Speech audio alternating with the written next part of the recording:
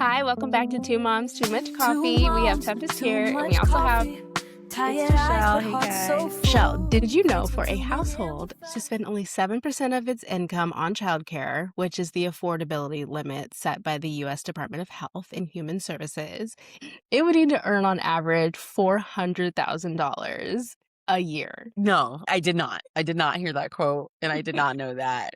And well, I guess, Naya, you gotta go. I'm just kidding.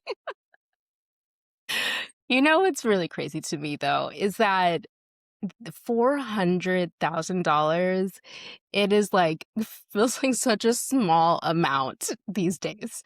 It really does. I'm like, I don't know how people live at all. Like, go to the grocery store, it's $200. I breathe anywhere else, I spend $100.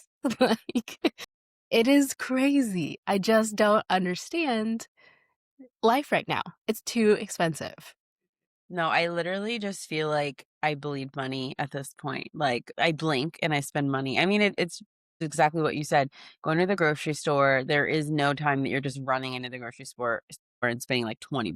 Like that's gone. Me and Nick were just talking about this the other day. Like eggs used to be like, what you would go buy if you didn't have that much money. You just make some eggs, make some rice, whatever you needed to do. No, eggs. And the way we fly through eggs in this household. I actually now have an egg dealer. You know the way that we used to have drug dealers in the past? I mean, I guess people probably still have them, but I have an egg dealer. That is the only way that I can like live my life the way I do. I have a friend that has chickens and they give me eggs for free because they have so many chickens. And that is probably the biggest gift I could have is someone that gifts me eggs because it's $10 now to get nice eggs. I am so jealous. Like even going to Costco and getting like, I don't know, I think it's like an 18 something thing of eggs. I mean, we get 2 of them. Like we fly through them. We fly through eggs.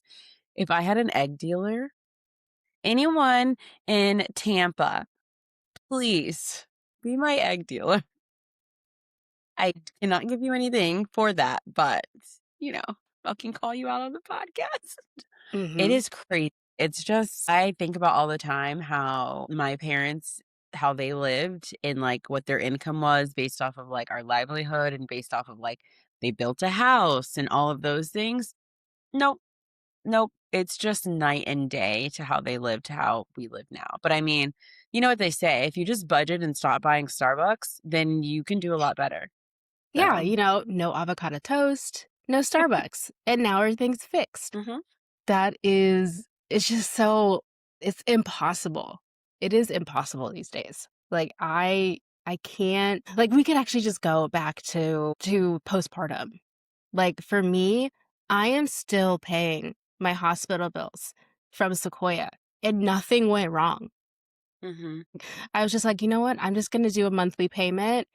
Tell me why I'm still paying it. It's been over a year to have a kid, and I had good health insurance. At least I thought, apparently. Yeah. I think that's the misconception. It's like, oh, if you have insurance and it's affordable. Like, no, insurance, I mean, that's just a whole nother conversation in general. But first of all, you have to hit your deductible. If you have your baby before you hit the deductible, like, so sorry. So, like, luckily, for example, Naya and Sequoia, both born in January. But the way that my insurance is, thank God, set up is that my insurance lands from January to to July to July. So my deductible didn't start over at the beginning of January, thank God. Because if it did, we would have had the whole entire bill. And we still met our deductible before her birth and we still owed money like to the hospital. And mind you, we did not have an epidural. We had no complications. I did not have a C-section. We stayed in the hospital for 1 night and we still got a hospital bill. So it's just, it always frustrates me when people are like, oh, like plan it. If you plan it better, X, Y, and Z. I'm like, okay, a lot of women don't plan to have a C-section. They don't plan to have complications. Hello. And also, the way the insurance is set up with the January to January, whatever deductible, like you have to plan your birth around your deductible, which is crazy. It's crazy. It truly is. Like, I wonder if, like, starting a GoFundMe to help every single woman out there giving birth, like, "Hey, I actually don't wanna come home from the hospital with a bill at all. I already have a small child that needs me all the time. Like, I don't want a bill now. Like, what am I'm not working. I'm bleeding. Come on." And then that's like a whole other thing is we had unpaid or we had paid leave. I'm speaking for you. I'm pretty sure you did. Did you have paid leave? Okay. Yes. We had paid leave. So there's women who, I mean, let me actually correct myself. I had paid leave because of my job, of course, but in the state of Florida, for example, they do not do, like, paid leave. It's unpaid FMLA. But because I have the job that I do and the company that I work for, they were the ones who decided to, like, cover maternity leave. Some jobs aren't like that. Some jobs just follow your state if you're especially if you're remote, and then that's what they go off of, and they're like, "Oh, well, you're in the state of Florida. I don't have to pay you anything." So for the women that go unpaid, you love your job, maybe you love your career, but then you're just, we don't have we don't have coverage in the United States for leave. So it's just like, ugh, I could go on and on and on and on about it, especially about maternity leave. But that's a whole nother conversation about when it comes to finances when people try to say like budget appropriately to prepare for your child when it's just like, why can't we just have some help from the Mhm. government? Yeah, yeah. I'm actually now thinking too that today I threw away a Athletico bill because that's where I had my pelvic floor therapy. Mm, I was like, they just keep sending me monthly bills that I'm not even joking. I just threw it in the trash. And you know how you're supposed to like shred your bills? I'm like, no, I hope somebody finds it and pays it because I won't be doing that. Sorry, Atletico. You're gonna have to really come after me because I don't want to do it right now. I'm paying too many monthly bills for care that I got so long ago that I just don't want to do it. So mm, it just is like it just feels like so never ending these first few years of finances. It's like you just want, like, a breath of fresh air. Like, "Hey, can mm. I just, like, have 1 month off where, like, everything's still paid, but, like, I can just, like, get back above water for a little bit?" Like, that would be really nice. Yeah. Yeah. And it just feels like, you go from the hospital bill and then you go to like planning your postpartum recovery where you just want to recover, take a breath and breathe, but you know that you have bills that are coming, especially if you're unpaid. And then once you're back in work to make that money, now that money goes Mhm. to childcare, which oftentimes is more than people's mortgages or their rent.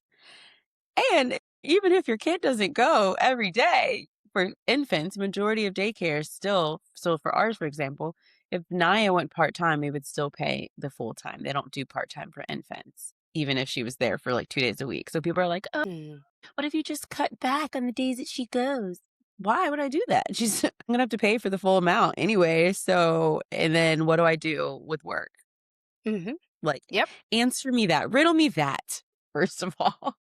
It Yeah. is. It's, like, so wild. I mean, like, childcare is my 2nd most expensive bill every month because it's my 2 kids, but then I have my mortgage, but it's just insane. It is like, how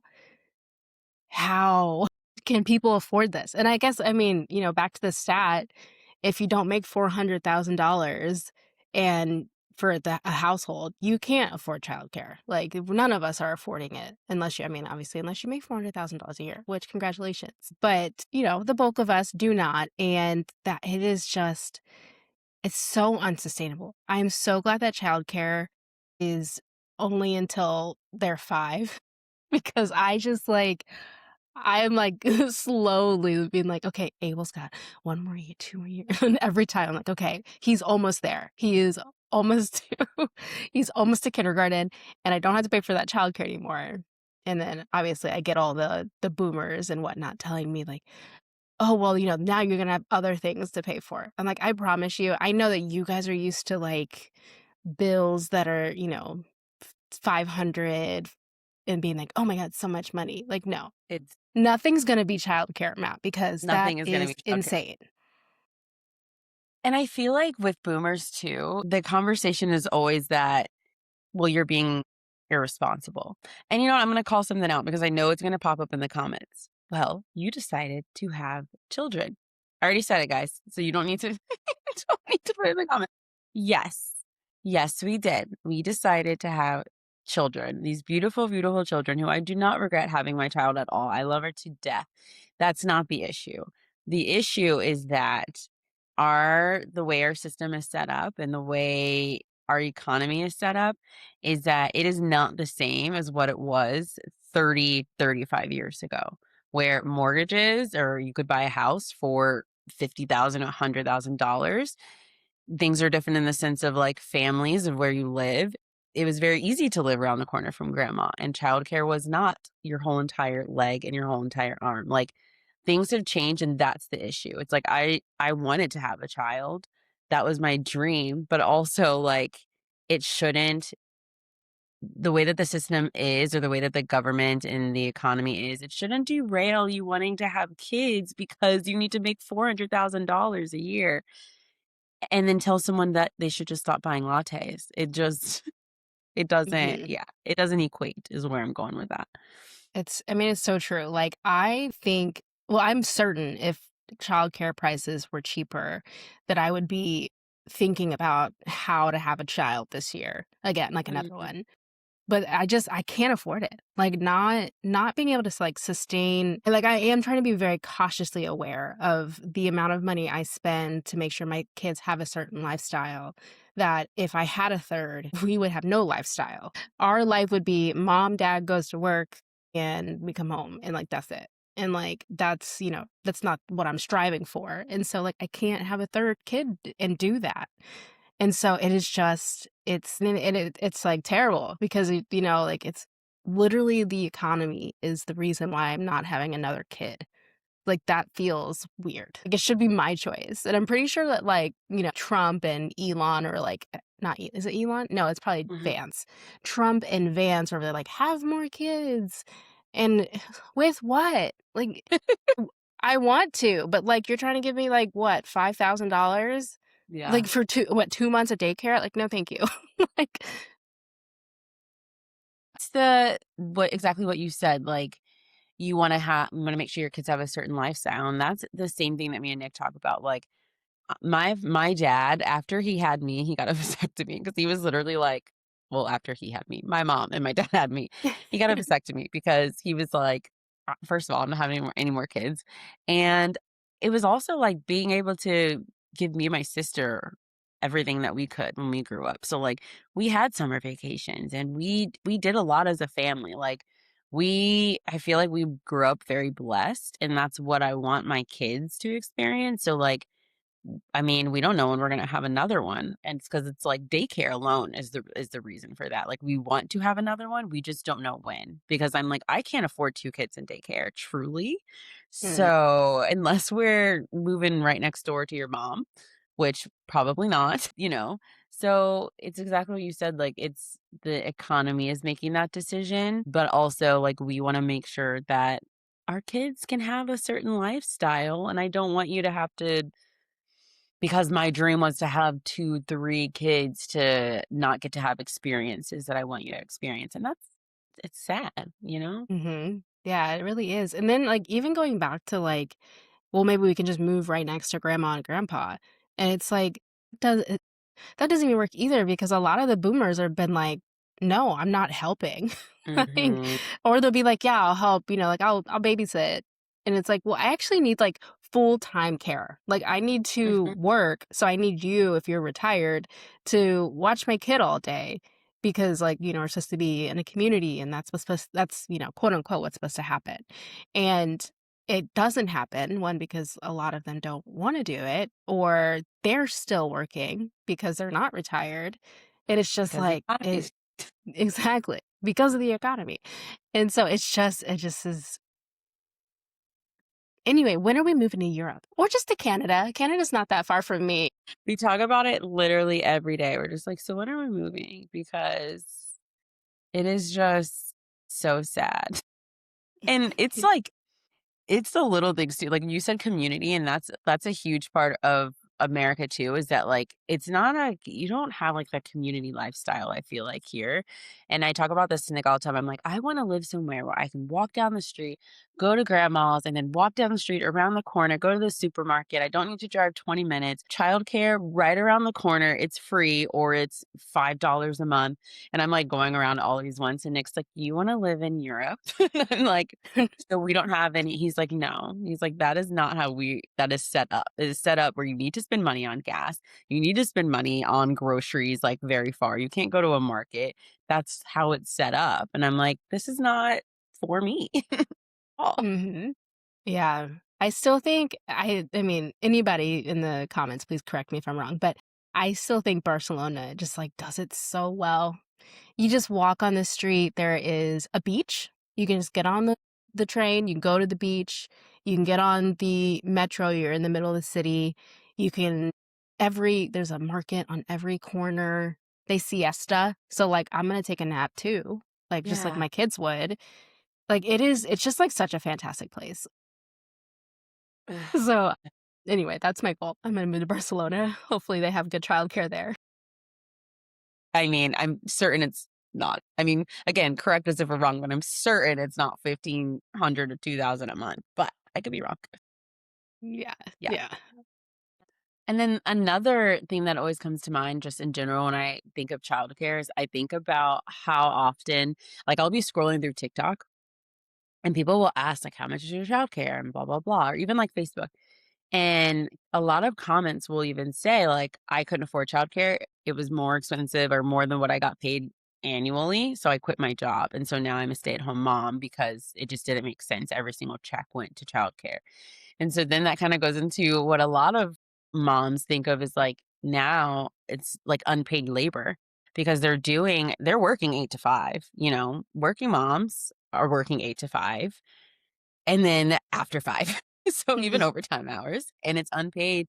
And then to get back into the market, to the job market is almost nearly impossible because you've missed out on what, usually around 5 years of working, and now you're trying to get back into the job market and no one will take you because you don't, you had that big of a gap. So I feel like that's also a really frustrating part is like, why is childcare more than annual salaries?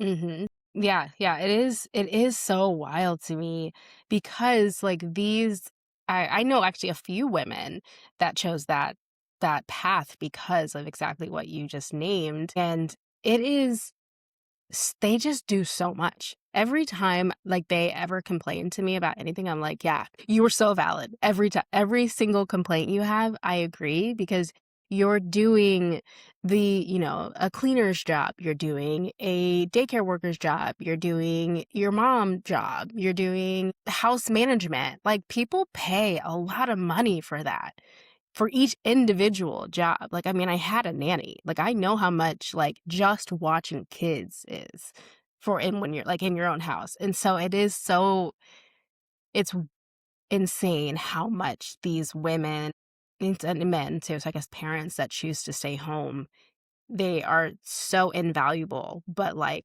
we could pay them a lot of money, and they should be paid a lot of money for what they do. Mhm. And the Mhm. government should be doing that too, paying up. Seriously.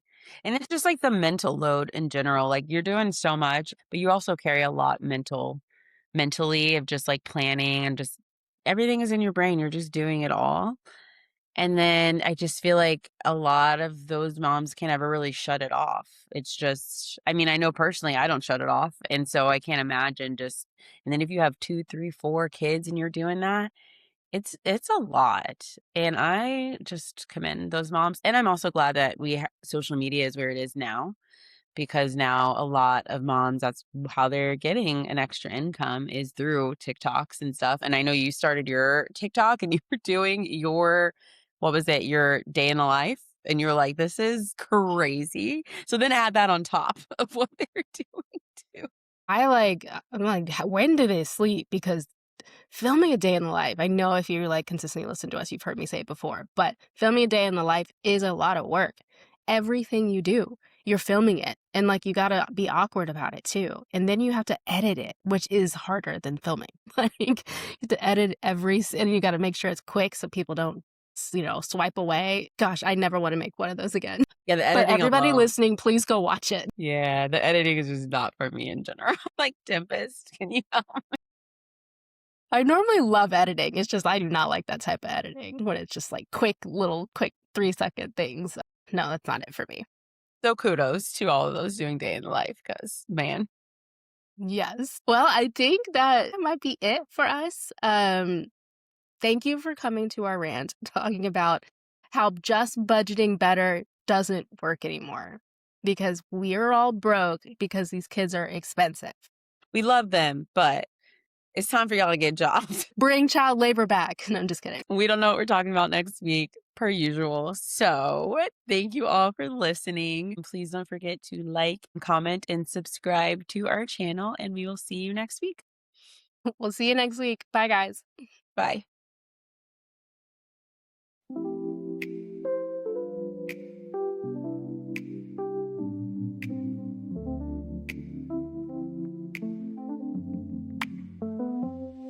Two moms, too much coffee, tired eyes but hearts so full. Thanks for tuning in with us. Hope you brewed a cup for you.